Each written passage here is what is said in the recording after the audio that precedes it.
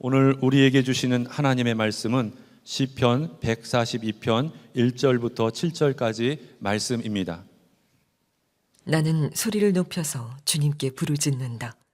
나는 소리를 높여서 주님께 애원한다. 내 억울함을 주님께 호소하고 내 고통을 주님께 아른다. 내 영혼이 연약할 때 주님은 내 갈 길을 아십니다. 사람들은 나를 잡으려고 내가 가는 길에 덫을 놓았습니다. 아무리 둘러보아도 나를 도울 사람이 없고 내가 피할 곳이 없고 나를 지켜줄 사람이 없습니다. 주님, 내가 주님께 부르짖습니다. 주님은 나의 피난처, 사람 사는 세상에서 내가 받은 분깃은 주님뿐이라고 하였습니다. 나는 너무 비참하게 되었습니다. 내가 이렇게 부르짖으니 내게 귀를 기울여 주십시오. 나를 핍박하는 자들에게서 나를 건져 주십시오. 그들이 나보다 강합니다. 내 영혼을 감옥에서 끌어내 주셔서 주님의 이름을 찬양하게 해 주십시오. 주님께서 내게 넘치는 은혜를 베푸시니 의인들이 나를 감싸줄 것입니다. 아멘. 나라의 형편이 많이 어렵습니다. 기도할 제목, 정말 기도할 제목이고 개인적으로도 어려움을 겪는 분들이 참 많습니다. 자세한 사정을 들어보면 정말 기가 막힐 정도로 어려운 형편에 있는 분들이 많습니다. 그동안에 그런 교우들이 있음을 보면서 마땅하게 잘 도울 수 있는 방법이 쉽지 않았습니다. 한 개인이 돕자기 하자니 너무 부담이 크고, 그리고 또 그 소식을 서로 나누는 것도 방법이 마땅치가 않았습니다. 근데 이번에 위드라고 하는 나눔 프로젝트가 만들어졌습니다.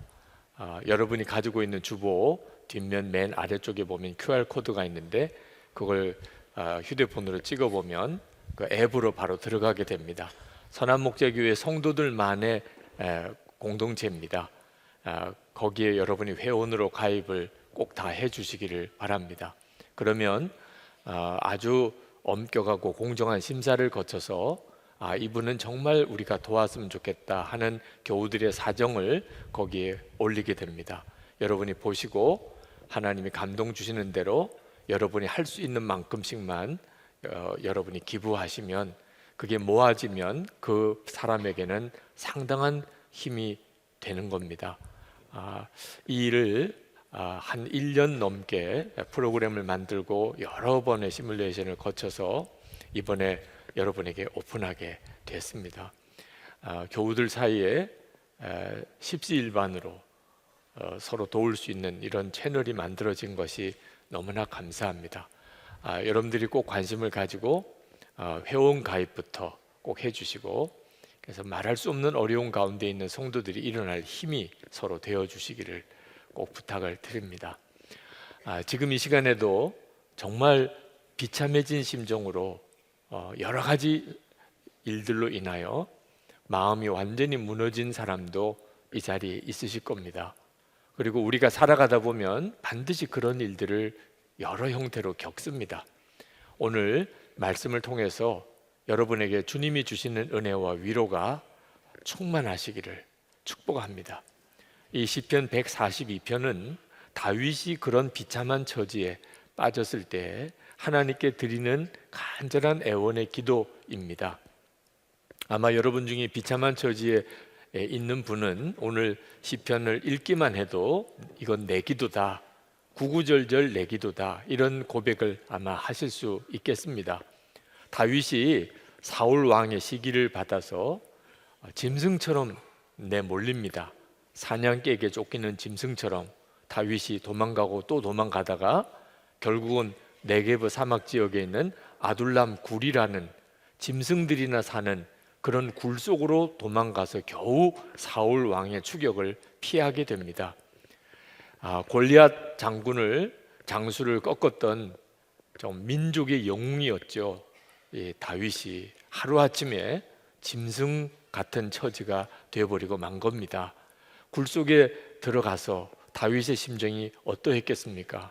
억울하기도 하고 너무 분노가 일어나기도 하고, 그리고 두렵기도 하고, 그리고 자기 앞날에 대한 절망감도 아마 느꼈을 겁니다. 그런 처지에서 다윗이 하나님께 하나님 정말 내 기도를 들어주십시오. 나를 구원해 주십시오. 그렇게 애통하며 드렸던 기도입니다. 그런데 다윗이 그런 자기의 형편에 대하여 스스로 고백하기를 내 영혼이 연약해졌다고 그렇게 말을 했습니다. 3절에 보면 내 영혼이 연약할 때에 주님은 내 갈 길을 아십니다. 사람들은 나를 잡으려고 내가 가는 길에 덫을 놓았습니다. 이 영혼이 약해졌다, 연약해졌다는 표현은 마음에 슬픔, 분노, 걱정, 그리고 두려움, 절망감이 가득하다는 뜻입니다. 하나님은 분명히 살아계신 것을 여전히 다윗이 믿습니다. 그러니까 기도도 하는 거죠. 하나님이 내 기도 들으시고 나를 사랑하신다는 것도 압니다. 그런데 왜 그렇게 마음이 무너지고 슬프고 두렵고 염려하고 무너지는 거죠? 영혼이 약해졌다는 겁니다. 자기의 영혼이 약해졌다는 거예요. 여러분들도 하나님을 믿지만, 하나님이 나를 사랑한다고도 그렇게 알지만, 그런데도 마음이 무너진 경험이 많으실 겁니다. 왜 그렇게 슬픔은 떠나가지 않으며 염려, 근심은 여전히 내 속에서 나를 괴롭히고, 사람에 대한 원망과 분노가 계속 치밀어 오르고, 그리고 앞일이 깜깜한 정말 절망감에 빠지는 그런 경우를 여러분도 다 경험했잖아요. 그런 경우가 어떤 경우냐 하면 영혼이 연약해진 겁니다.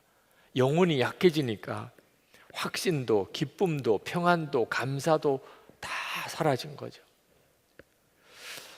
여러분이 정말 여러분 자신을 잘 분별해야 합니다. 형편이 어려운 것보다 더 중요한 것이 내 영혼이 약해진 겁니다. 다윗은 그럴 만한 충분한 여건이었습니다. 다윗은 지금 주변에 그를 도와줄 사람이 한 사람도 없었습니다. 정말 혼자입니다. 짐승들이 사는 굴 속에 들어가서 혼자 있을 때 그 다윗의 심정이 어떠했겠습니까? 4절에 보면 아무리 둘러보아도 나를 도울 사람이 없고 내가 피할 곳이 없고 나를 지켜줄 사람이 없다. 도울 자도 없고 피할 곳도 없고 지켜줄 사람도 없다. 그게 지금 다윗의 형편이었습니다. 다윗에게도 가족이 있지요. 친척도 있지요. 친구들도 있지요. 그런데 왜 다윗이 이랬습니까? 다윗이 가족을 만나고 친척을 만나고 친구를 만나고 그러면 그 소문이 사울 왕에게 전해지면 다윗이 만났다는 사람은 사울 왕이 다 죽입니다. 그러니 자기가 사랑하는 사람일수록 만나지 않아야 되는 거예요. 그 사람을 보호하려면 다윗은 그 사람에게서 오히려 피해 가야 되는 거예요. 이 기가 막힌 처지에 다윗이 빠져 있는 거예요. 그래서 다윗이 결국은 간 곳이 짐승들이나 사는 굴 속에 기어 들어간 겁니다. 그러니 다윗은 주님만 바라보게 된 겁니다. 주님 밖에는 바라볼 분이 없는 거예요. 5절 6절에 보면 주님, 내가 주님께 부르짖습니다. 주님은 나의 피난처, 사람 사는 세상에서 내가 받은 분깃은 주님뿐이라고 하였습니다. 나는 너무 비참하게 되었습니다.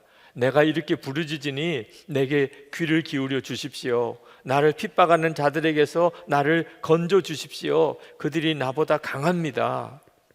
이 구절을 읽으면 다윗이 얼마나 비참해져 있는지 불쌍할 정도입니다. 그러나 여러분 아셔야 됩니다. 지금 다윗이 이와 같이 주님 밖에는 바라볼 분이 없는 처지에 있는 것이 하나님이 택하여 쓰셨던 사람들이 누구나 다 겪었던 과정이었다는 것입니다. 하나님이 쓰신 사람치고 주님 밖에 나는 바라볼 분이 없습니다. 나는 주님 밖에는 내 주변에 아무도 없습니다. 이런 고백을 안 해본 사람이 없습니다. 여러분들도 마찬가지입니다. 여러분이 이따금 정말 나는 도와줄 사람 아무도 없어, 의지할 사람 아무도 없어, 피할 때도 아무도 없어, 내 사정 아는 사람은 이 세상에 아무도 없어, 하나님만 아실 거야, 주님 아시지요? 여러분 이런 심정이 되실 때 기억하셔야 돼요. 절망하면 안 됩니다. 하나님이 사랑하는 사람, 하나님이 쓰시던 사람, 그런 경험 과정 안 거친 사람이 없다는 거예요. 오히려 그런 처지가 되었을 때 다윗은 어떻게 기도했을까 주목해 봐야 되는 겁니다. 다윗이 정말 비참해도 그렇게 비참할 수 없는 처지에 빠졌어요. 그럴 때 다윗은 어떻게 기도했었을까? 그게 오늘 시편 142편입니다. 다윗은 그런 처지에서 하나님께 뭐라고 기도했느냐 하면 자기 영혼을 감옥에서 벗어나게 해달라, 자기 영혼이 감옥에서 벗어나게 해달라, 그런 기도를 드렸어요. 7절에 보면 내 영혼을 감옥에서 끌어내 주셔서 주님의 이름을 찬양하게 해주십시오. 다윗은 지금 자기의 문제가 정확하게 무엇인지를 깨달은 사람이었어요. 다윗의 지금 어려운 문제는 짐승들이나 사는 굴 속에 홀로 거기에 그렇게 도망가 있는 그 처지가 아니었다는 거예요. 그보다 더 심각한 문제가 있어요. 자기 영혼이 감옥에 갇힌 것과 같다는 겁니다. 그 무슨 뜻이죠? 하나님은 분명히 살아계시고 여전히 하나님이 자기를 사랑하신다는 것을 머리로는 아는데 이상하게 마음에 두려움에서 벗어나지를 못하는 거예요. 염려가 떠나지를 않는 겁니다. 자꾸 슬프고 사람이 원망스럽고 사람에 대해서 분노가 그치지를 않고, 그리고 자기 앞날에 대한 절망감에 빠지는 겁니다. 자기 영혼이 완전히 감옥에 갇혀 있는 거예요.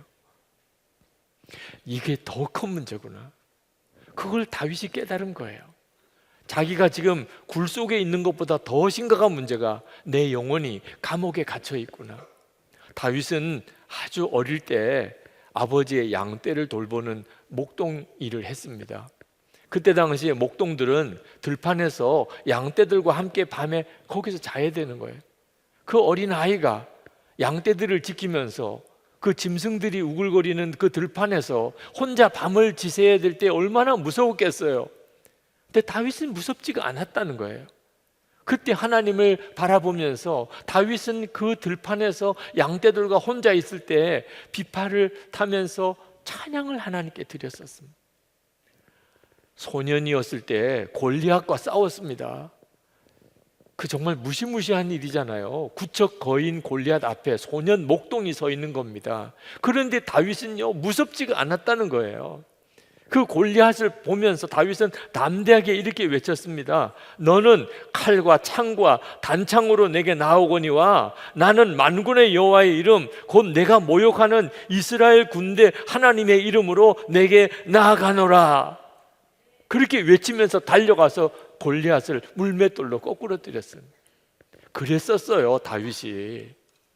그런데 왜 지금은 이렇게 내 마음이 비참하고 두렵고 막막하고 슬프고 분노가 해결이 안 되고 이렇게 절망스러운가? 다윗이 알았어요. 이게 더 큰 문제다. 내가 지금 굴 속에 있는 것보다 더 큰 문제가 내 영혼의 상태가 완전히 지금 감옥에 갇혀 있구나. 기가 막힌 기도예요. 이걸 깨닫는 성도가 문제를 풀어나갈 수 있는 거예요. 형편이 어려운 것보다 더 심각한 문제는 내 영혼이 지금 무너져 있는 것입니다. 내 영혼이 지금 완전히 감옥에 사로잡혀 있는, 정상적인 신앙이 아닌 거죠. 여러분, 언제나 영혼이 살아 있어야 합니다. 우리도 우리 마음을 잘 살펴야 돼요. 항상 있어야 한다고 말씀하셨어요. 믿음과 소망과 사랑, 정말 여러분 안에 항상 있습니까? 평안, 기쁨, 감사, 성도라면, 하나님을 믿는다면, 하나님이 천지를 지으신 하나님이신 것을 진짜 안다면, 주님이 내 안에 거하시는 것을 정말 내가 믿는다면 당연히 평안, 기쁨, 감사가 있죠. 여러분에게 그것이 있다면 지금 여러분의 형편이 아무리 어려워도 잘 가고 있는 거예요. 정말 잘 가고 있는 거예요. 만약에 여러분이 그렇지 못하다면 형편이 어려운 게 아니고 여러분의 영혼에 문제가 생긴 것입니다. 이것을 깨달은 다윗은 자기가 굴 속에 있으면서도 하나님을 찬양하게 해달라고 그렇게 구하게 된 거예요. 영혼이 살아야 되니까, 먼저 내 영이 살아야 되니까. 잘 될 때도 하나님 찬양해야 하지만 당연히 그렇죠. 그러나 어려울 때도 하나님을 찬양해야 합니다. 왜냐하면 형편이 좋고 나쁜 걸 떠나서 하나님은 여전히 우리에게 은혜로우시고 하나님의 사랑은 변한 적이 없으시잖아요. 그러니 잘 될 때도 찬양하고 어려울 때도 찬양해야 마땅하지요. 잘 될 때는 찬양이 되는데 어려울 때는 그만 낙심과 절망에 사로잡혀 찬양이 그친다면 그건 아직 진정한 믿음이 아닌 거죠. 영혼이 너무 약한 거죠.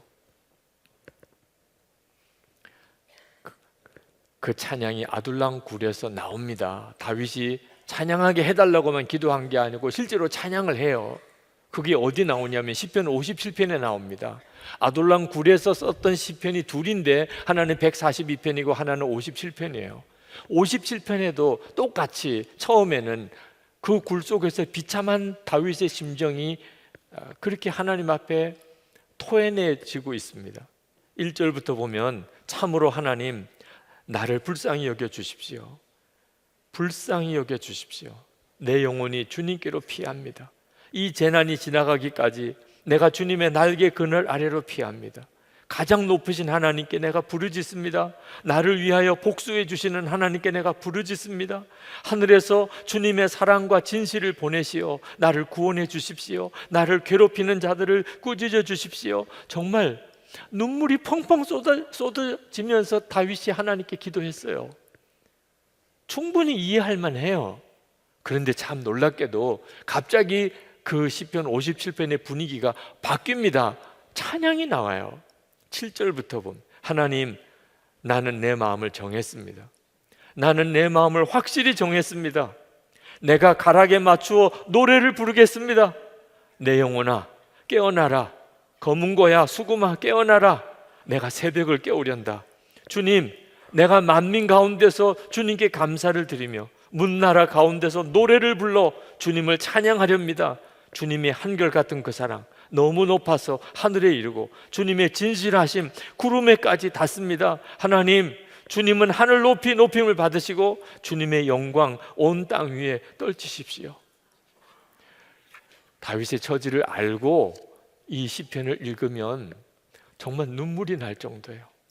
어떻게 이게 가능한가요? 아니 이 찬양이 그 아둘람 굴 속에서 드려진 찬양이란 말인가? 다윗은 절망 가운데서 먼저 그 영혼이 살아야 된다는 걸 깨닫고 그리고 진짜 찬양하면서 다윗의 영혼은 소생합니다. 기가 막혀요. 영혼이 살아납니다. 그리고 믿어지지 않는 예언이 그 입에서 터져 나옵니다. 바로 그 뒷절 7장 하반절에 보면 주님께서 내게 넘치는 은혜를 베푸시니 의인들이 나를 감싸줄 것입니다. 지금 다윗은 굴 속에 혼자 있어요. 다윗은 누구에게 찾아갈 수도 없어요. 그런데 사람들이 몰려들기 시작한 거예요. 다윗의 영혼이 살아나니까 다윗이 그 굴 속에서 눈물의 기도가 찬양의 기도로 바뀌기 시작하니까 사람들이 막 찾아오기 시작하는 거예요.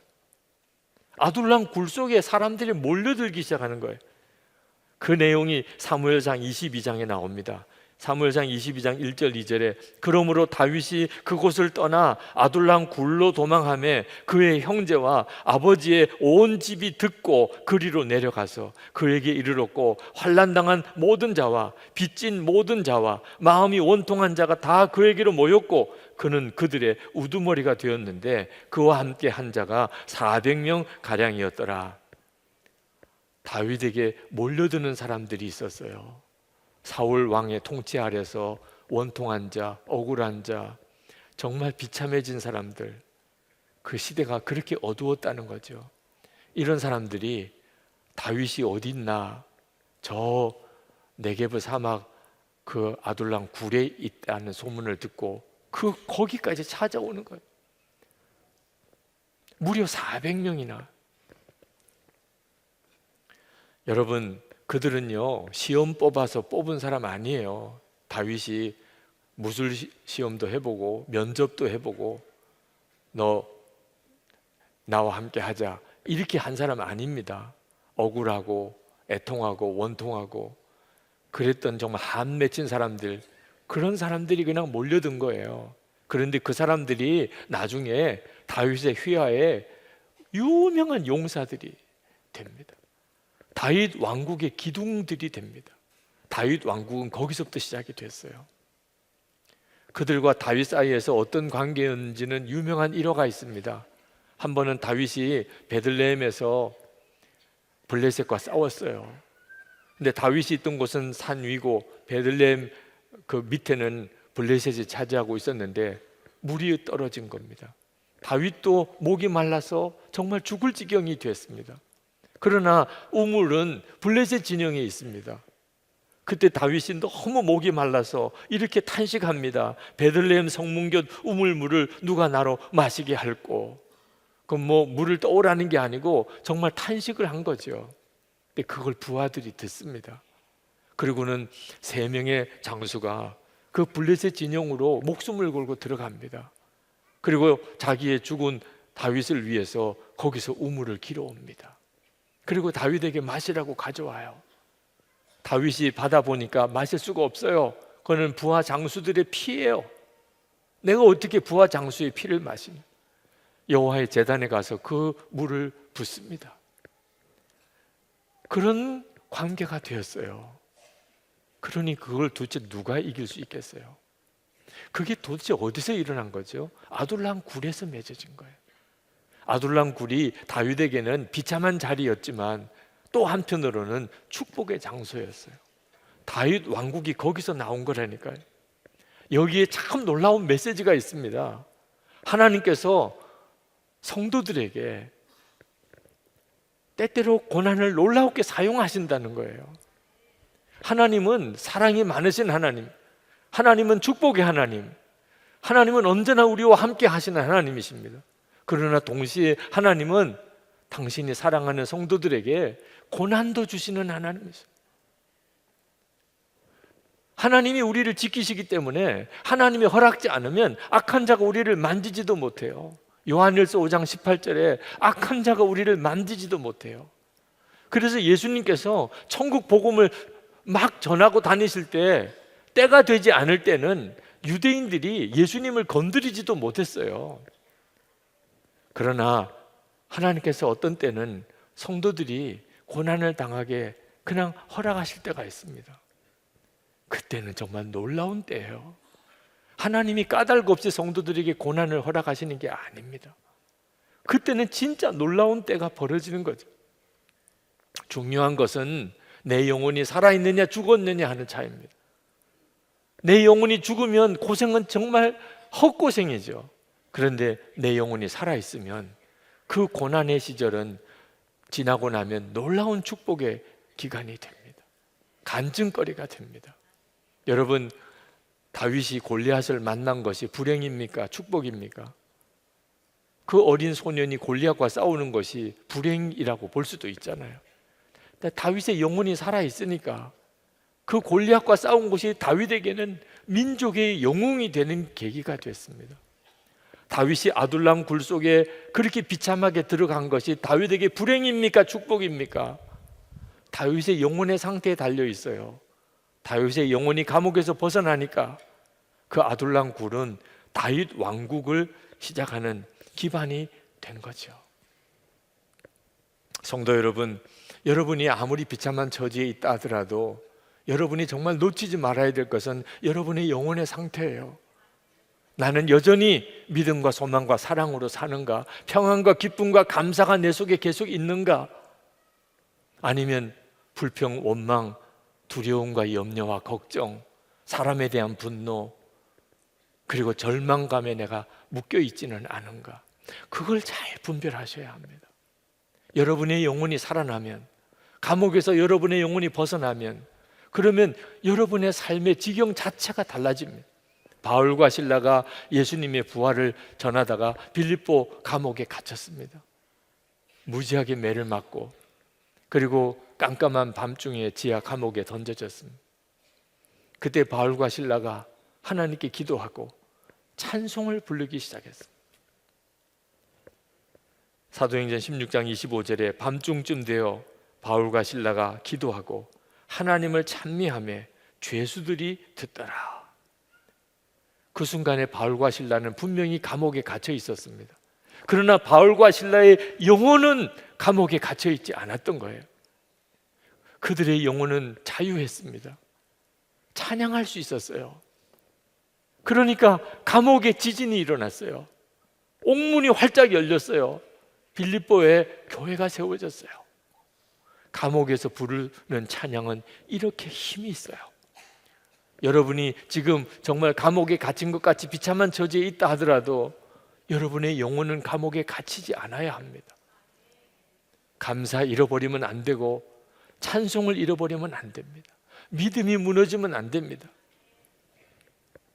지난 금요일 중국 감옥에 갇혔다가 석방되신 온성도 목사님과 사모님이 찾아오셨어요. 한국에 돌아오시고 몸 조리하고 요양하시고 이제 좀 다니실 만한 건강이 되셔서 인사를 오셨습니다. 얼마나 고생을 하셨을까 싶은 생각이 들어서 탈북자들 200명을 구출을 하는 일을 해왔습니다.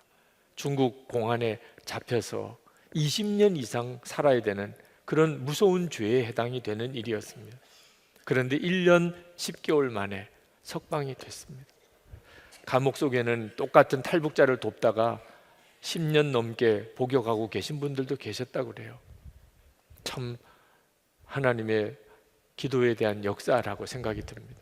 그리고 여전히 중국 감옥에 탈북자들 돕다가 고생하는 분들이 많다는 사실을 이번 기회에도 알게도 됐습니다.